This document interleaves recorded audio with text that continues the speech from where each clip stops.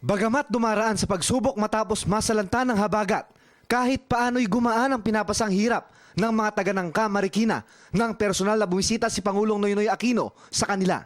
Dala ng Pangulo ang mga relief goods gaya ng noodles, corned beef, sardinas, kape at marami pang iba.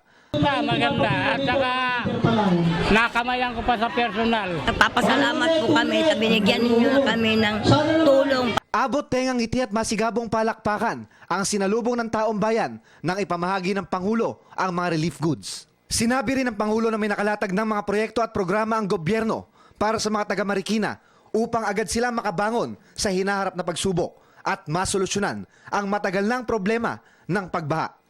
Nagpakita ng suporta ang mga opisyal ng Marikina sa hakbang ng Pangulo.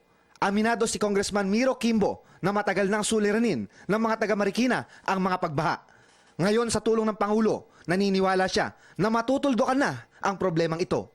The President has always come to Marikina's aid. Babangon kami dito tulad nung kahit anong dilubyo na dumadapo sa Marikina. Babangon kami rito.